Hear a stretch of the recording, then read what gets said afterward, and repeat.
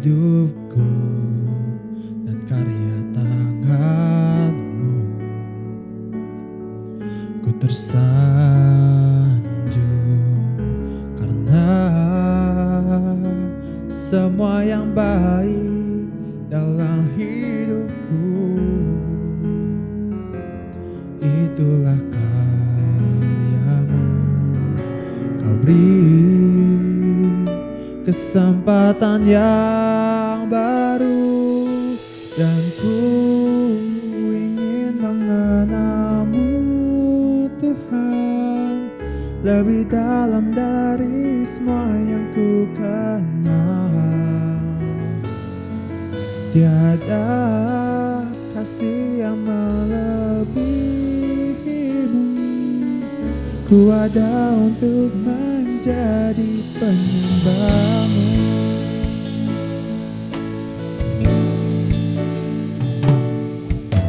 Bila ku buka mataku dan lihat wajah-Mu, ku terkagum. Bila ku lihat hidupku dan karya tangan-Mu, ku tersanjung karena semua yang baik dalam hidupku, itulah karya-Mu. Beri kesempatan yang baru dan ku ingin mengenal-Mu, Tuhan, lebih dalam dari semua yang ku kenal. Tiada kasih yang melebihi-Mu. Ku ada untuk menjadi penyembah-Mu, dan ku ingin mengenal-Mu, Tuhan, lebih dalam dari semua yang ku kenal. Tiada kasih yang melebihi-Mu. Ku ada untuk menjadi penyembah-Mu.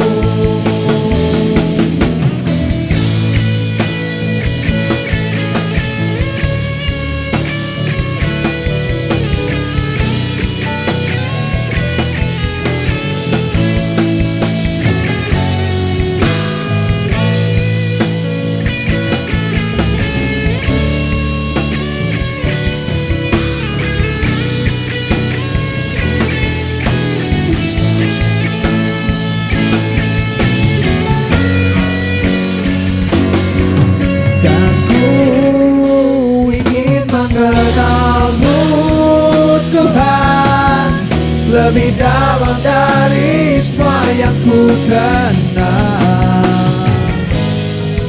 Tiada kasih yang melebihi-Mu. Ku ada untuk menjadi penyembah-Mu. Sebentar kita akan mengambil perjamuan kudus untuk memperingati pengorbanan Tuhan Yesus di kayu salib untuk menebus dosa kita. Teman-teman dipersilakan untuk mempersiapkan perjamuan kudus. Perjamuan kudus ini diperuntukkan bagi orang-orang yang telah menerima Yesus sebagai Tuhan dan Juru Selamat secara pribadi. Mari kita mempersiapkan hati untuk mengambil perjamuan kudus ini dengan memohon ampun atas dosa-dosa kita dan melepaskan pengampunan bagi orang yang telah menyakiti hati kita.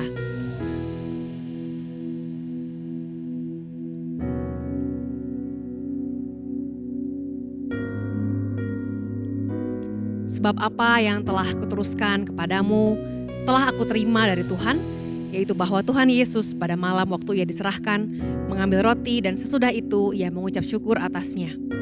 Ia memecah-mecahkannya dan berkata, "Inilah tubuhku yang diserahkan bagi kamu, perbuatlah ini menjadi peringatan akan aku." Mari kita makan roti ini dengan penuh ucapan syukur di dalam nama Tuhan Yesus.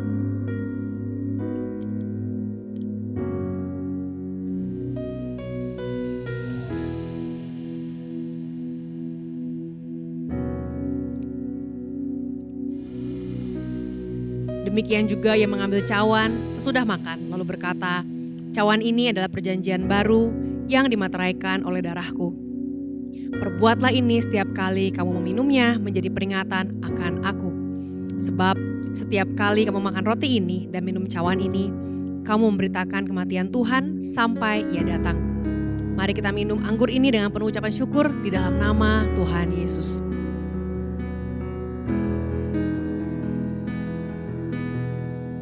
Tuhan, kami bersyukur karena pengorbananmu, karena hidupmu yang diberikan buat kami. Maka kami memiliki hidup yang baru dan ada masa depan yang penuh dengan pengharapan. Kami tahu bahwa harapan kami tidak akan pernah hilang karena bersama dengan Tuhan, apapun bisa kami capai. Ajar kami Tuhan menjadi anak-anak yang menghargai pengorbananmu dengan memanfaatkan waktu-waktu yang ada dengan sedemikian rupa untuk memuliakan nama Tuhan. Terima kasih Tuhan. Dalam nama Tuhan Yesus, mari sama-sama kita menyembah Tuhan. Dan ku ingin mengenalmu Tuhan, lebih dalam dari semua yang ku kenal. Tiada kasih yang melebihimu, ku ada untuk menjadi penyembahmu. Dan ku ingin mengenalmu Tuhan, lebih dalam dari semua yang ku kenal. Tiada kasih yang melebihimu, ku ada untuk menjadi penyembahmu. Izinkan Bapa, ku ada untuk menjadi, ku ada untuk menjadi, ku ada untuk menjadi penyembahmu.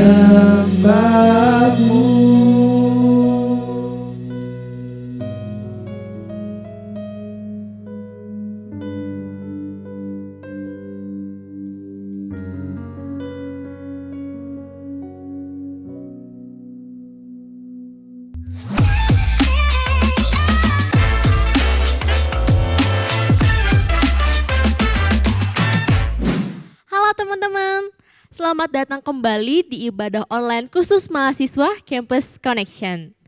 Saya harap kita semua ada dalam kondisi yang prima ya saat mendengarkan firman Tuhan hari ini. Sebelum kita masuk ke dalam firman Tuhan lebih lanjut, mari sama-sama kita berdoa. Kami mengucap syukur ya Tuhan buat hari ini kami mau mendudukkan pikiran kami, perasaan kami ke dalam kakinya Tuhan ya Bapa, biar Roh Kudus yang berbicara secara leluasa buat kehidupan kami.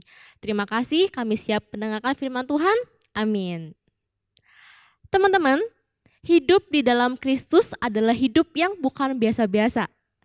Hidup di dalam Kristus adalah hidup dengan visi yang datangnya dari Allah. Banyak orang selepas pandemi nih, walaupun sudah 4 tahun yang lalu, hanya menjalani hidup dengan survival mode. Jangan-jangan tanpa sadar kita pun menjalani hidup dengan survival mode. Yang aman buat saya apa, yang enak buat saya apa, yang nyaman buat saya apa. Tetapi saya mau katakan teman-teman, sebagai pengikut Kristus, kita perlu hidup dengan visi yang benar. Mungkin keadaan yang ada dapat membuat kita kecewa dan kehilangan visi hidup. Tapi teman-teman, saat kita memiliki visi, hal inilah yang akan menginspirasi kita untuk membuat rencana dan juga goal. Visi akan menginspirasi kita untuk bertindak dan tidak pasif. Visi yang akan menolong kita mengevaluasi kehidupan kita. Sudahkah kita di jalan yang tepat atau kita lagi melenceng ke kanan ke kiri? Visi juga memberikan motivasi dan fokus dalam menjalani kehidupan kita. Kita tahu nih apa yang kita tuju sehingga hal-hal yang kita lakukan berfokus mencapai tujuan tersebut. Orang yang hidup tanpa visi akan menjadi hamba dari realita hidup. Andy Stanley, seorang pendeta dan penulis buku asal Amerika Serikat, pernah menulis definisi visi seperti ini. Vision is a mental picture of what could be, fueled by a passion that it should be.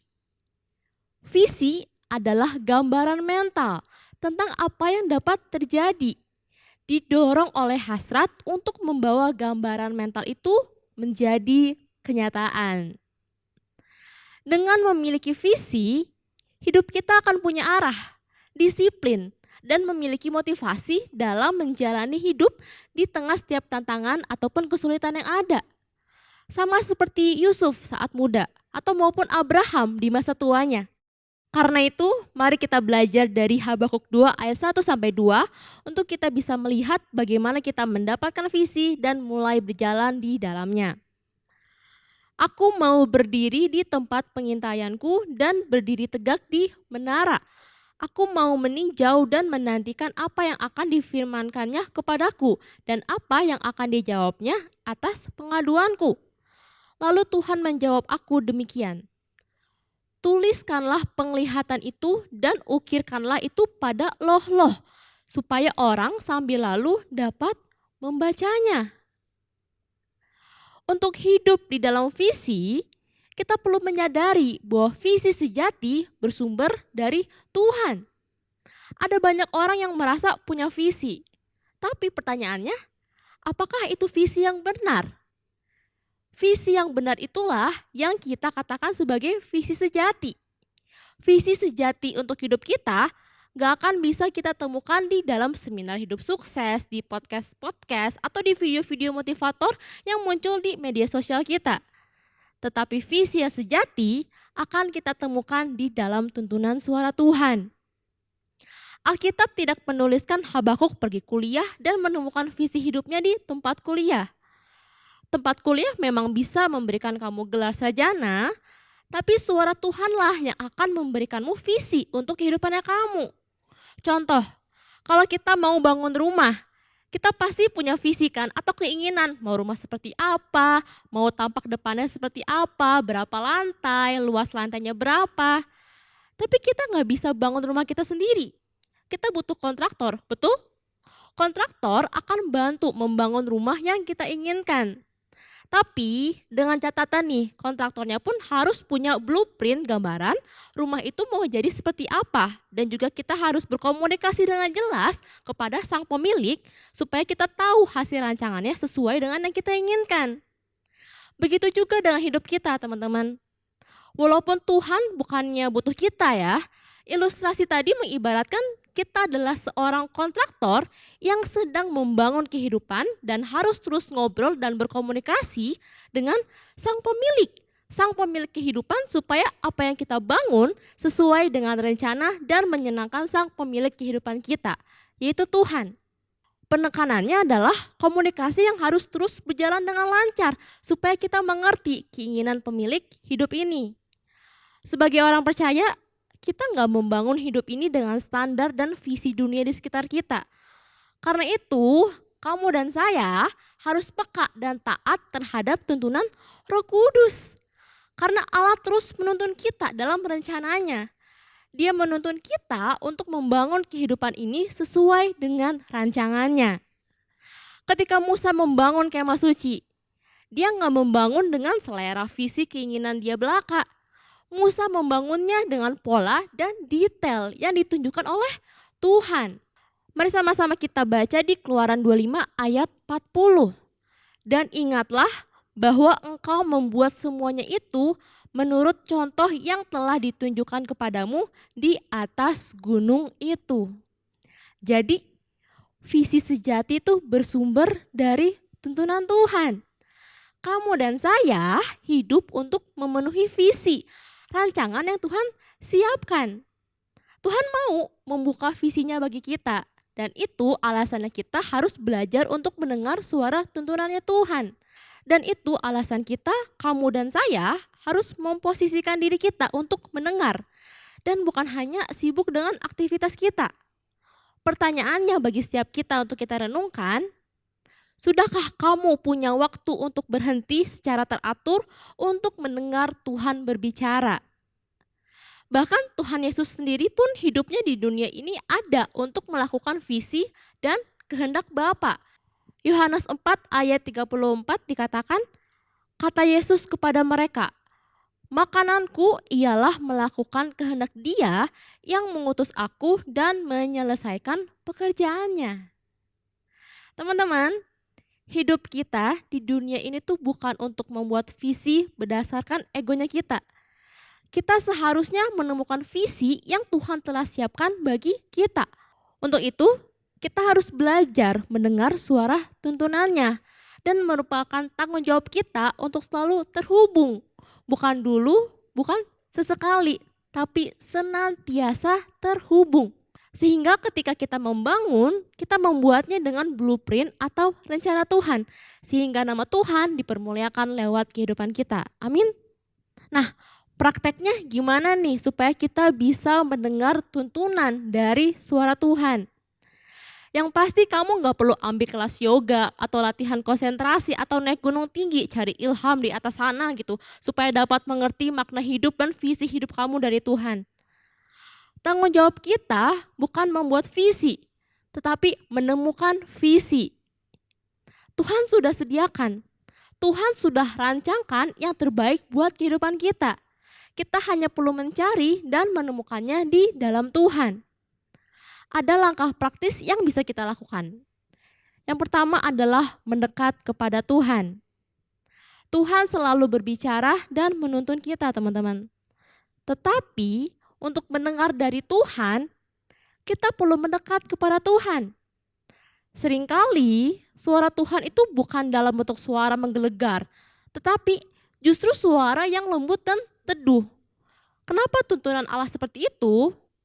Karena Tuhan mengharapkan orang yang mendengar adalah orang yang dekat atau intim dengan Dia. Waktu kamu dekat dengan Tuhan, kamu akan dengar suara Tuhan yang dekat dengan kamu. Yang jadi masalah adalah seringkali kita gak mau mendekat, tapi kita minta Tuhan yang membesarkan volume suara tuntunannya dalam kehidupan kita. Ingat, Tuhan adalah Allah yang dekat dengan umatnya. Yang kedua adalah dipenuhi dengan firman Tuhan. Bukan lebih banyak membaca buku tentang mendengar suara Tuhan, tapi kita harus lebih banyak baca firman Tuhan yang tertulis dalam Alkitab. Baca firman Tuhan, renungkan maknanya, baca lagi firman Tuhan, hafalkan firman Tuhan. Kenapa? Karena suara Tuhan tuh pasti selaras atau tidak mungkin bertentangan dengan firman Tuhan. Dia gak akan ingkar dengan apa yang sudah difirmankan Tuhan. Tuntunan Allah selalu selaras dengan firman-Nya. Hal ketiga yang bisa kita lakukan adalah disiplin untuk menurunkan volume suara tuntutan kehidupan kita. Hidup sangat dipenuhi oleh berbagai macam suara, betul? Dan semuanya memperebutkan perhatian kita. Yang pasti bisa jadi suara dari keluarganya kita, suara dari studinya kita, suara pemikirannya kita. Apalagi suara dari sosial media yang seringkali kita lihat. Berapa jam perhatian kita teralihkan untuk semua suara-suara tersebut. Sehingga ketika Tuhan berbicara, seringkali kita gak bisa mendengar atau kita gak konsen untuk mendengar. Contohnya nih, coba seandainya kamu lagi dengar khotbah ini lewat HP maupun komputer. Dan di sebelah kamu ada TV yang lagi nyala dan musiknya sedang diputar dengan kencang. Saya jamin kamu gak akan bisa menyimak apa pesan dalam khotbah hari ini. Di Mazmur 46 ayat 11 dikatakan, diamlah dan ketahuilah bahwa akulah Allah. Aku ditinggikan di antara bangsa-bangsa, ditinggikan di bumi. Lalu dikatakan di Mazmur 23 ayat 1 sampai 3. Mazmur Daud, Tuhan adalah gembalaku, takkan kekurangan aku. Ia membaringkan aku di padang yang berumput hijau, Ia membimbing aku ke air yang tenang. Ia menyegarkan jiwaku, Ia menuntun aku di jalan yang benar oleh karena namanya. Jadi kita harus mendekat kepada Allah, peka dengan suaranya melalui kebenaran firman Tuhan dan juga menurunkan volume suara di kehidupan yang ada di sekitar kita. Kembali lagi ke ayat yang kita baca tadi di Habakuk 2 ayat 2. Lalu Tuhan menjawab aku demikian, tuliskanlah penglihatan itu dan ukirkanlah itu pada loh-loh, supaya orang sambil lalu dapat membacanya. Visi menjadi aktif ketika kita melangkah di dalamnya. Tuhan memberikan visi dalam kehidupan kita bukan untuk memanjakan kita. Tuhan memberikan visi atas hidup kita bukan untuk membuat kita merasa oke. Tuhan memberikan visi besar dalam kehidupan kita bukan untuk sesuatu status keren. Tapi Tuhan memberikan visi untuk merubah arah hidup dan memotivasi kita dalam menjalani kehidupan kita. Sehingga kita perlu untuk meresponnya. Dari Habakuk 2 ayat 2 yang tadi kita sudah sama-sama baca, kita perlu menuliskan visi dalam bentuk yang nyata. Tuliskan visi kita di kertas atau kamu mungkin bisa print juga dan tempelkan di tempat yang bisa kamu lihat setiap hari. Bisa di cermin di mana kita merapikan rambut atau mungkin di papan softboard dari jadwal kuliahnya kita. Yang pasti visi yang sudah Tuhan taruh kita wujudkan di dalam bentuk tulisan dulu. Dan tempel itu di tempat yang strategis yang kita bisa lihat setiap hari, entah di handphone atau mungkin di pintu atau di kamar kita. Bentuk yang sederhana dari visi kita. Kalau kita tidak menuliskannya, maka visi sampai hari ini adalah visi tanpa bentuk. Hal yang kedua adalah baca visi tersebut. Kita bisa aja menulis visi itu sekali, tapi kita nggak akan pernah membacanya lagi, apalagi membaca berulang kali. Di Habakuk 2 ayat 2 dikatakan, supaya orang itu sambil lalu dapat membacanya. Contoh, dari tanah kosong menjadi sebuah bangunan. Kita perlu mencanangkan visi tersebut dalam bentuk blueprint rumah. Baru bisa dikerjakan oleh kontraktor untuk menjadi sebuah bangunan. Gak bisa hanya dilihat sekali, tapi harus berulang kali. Sebuah visi harus dituangkan dalam tulisan sebagai langkah awal bagi visi menjadi realita dalam kehidupan kita. Kita harus baca visi dari Tuhan karena seringkali kita sibuk membaca visi orang lain. Seringkali kita sibuk membaca mimpi orang di sosial media atau mungkin bahkan di YouTube. Seringkali kita hanya membaca visi orang-orang di berita tentang kesuksesan mereka. Dan Tuhan ingin kita membaca visi yang sudah Tuhan tetapkan atas kehidupan kita setiap hari. Come on guys, masuk dalam ruang doa pribadi kamu, siapkan catatan dan tanya Tuhan, apa visinya bagi kehidupan kita semua? Jangan lupa untuk tuliskan juga pada selembar kertas, baca, dan yang terakhir, memperkatakan visi tersebut. Kita perlu memperkatakan visi tersebut sampai satu ketika visi tersebut akan berbicara. Jadi ketika visi itu menjadi sebuah kenyataan, maka visi itu akan berbicara kepada semua orang. Contohnya nih, ketika sebuah rumah dibangun dari sebuah rencana dalam pemikiran dan dituangkan di dalam blueprint dan akhirnya dikerjakan oleh kontraktor, maka akan jadi rumah. Maka kamu dan saya nggak perlu bicara lagi, oh ini rumah. Rumah yang sudah jadi itulah yang akan berbicara siapa dirinya. Tapi selama rumah itu masih dalam mimpi, baru sampai jadi blueprint, kamu dan saya yang harus membicarakannya, mendoakannya, dan mengatakannya seperti di Yehezkiel 37. Bicaralah kepada tulang-tulang yang kering dengan pesan Tuhan. Atau mungkin di Yoel 3 ayat 10, biarlah yang lemah berkata, aku kuat. Seperti Kejadian 1 mungkin, bagaimana Allah merubah dunia yang kosong lewat perkataan. Seringkali kita lebih sering pakai mulut kita bicara soal situasi kita, daripada visi Allah itu sendiri. Kita lebih sering pakai mulut kita bicara soal keterbatasan kita daripada ketidakterbatasan Allah. Kita harus melatih diri kita teman-teman untuk memikirkan dan memperkatakan apa yang menjadi visi Allah bagi kehidupan kita.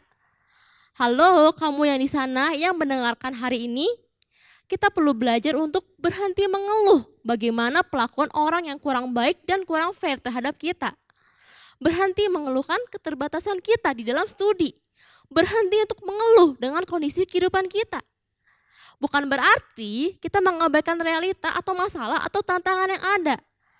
Tetapi seharusnya ketika kita bicara soal visi, porsinya harus lebih besar dari tantangan dan realita yang ada. Jangan kasih perhatian pada masalah, realita lebih daripada porsi yang semestinya. Perhatian kita pada visi seharusnya lebih besar daripada mengeluhkan realita keadaan yang ada hari ini. Ketika kita menuliskan, membaca, memperkatakannya, kita sedang mengatur pola pikir kita yang akan melahirkan tindakan kita dalam menjalani visi Allah. Dikatakan di Habakuk 2 ayat 3. Sebab penglihatan itu masih menanti saatnya, tetapi ia bersegera menuju kesudahannya dengan tidak menipu. Apabila berlambat-lambat, nantikanlah itu, sebab itu sungguh-sungguh akan datang dan tidak akan bertangguh. Seringkali penggenapan visi itu sepertinya berlambat-lambat. Tetapi kalau kita mengambil langkah untuk menjalaninya, ingat visi yang dari Tuhan akan tergenapi tepat pada waktunya, sungguh-sungguh akan datang. Hari ini kita sama-sama belajar bahwa visi sejati itu bersumber dari Tuhan. Yang kedua, visi menjadi aktif ketika kita melangkah di dalamnya. Tulis visi kita, baca terus, dan perkatakan terus. Semua hal ini dapat mulai kita praktekkan dari saat ini. Enggak perlu menunggu kita sampai semuanya baik-baik dulu dan sempurna. Percayalah Tuhan punya visi untuk kehidupan kamu dan jalanilah dengan iman dengan penuh ketaatan. Mari sama-sama kita berdoa. Kami mengucap syukur ya Tuhan untuk firman Tuhan yang telah menguatkan kami, untuk firman Tuhan yang telah memberikan kami arahan ya Bapa. Saat ini kami katakan kami mau ikut Tuhan, kami mau ikut apa yang menjadi kehendak Tuhan dalam kehidupannya kami. Berikan kami kepekaan ya Bapa untuk tahu apa yang menjadi kehendak Tuhan buat kehidupannya kami. Dan gak hanya tahu itu ya Bapa, tapi kami bisa melangkah, kami bisa menghidupi setiap apa yang menjadi isi hatinya Tuhan, setiap apa yang menjadi visi Tuhan dalam kehidupannya kami.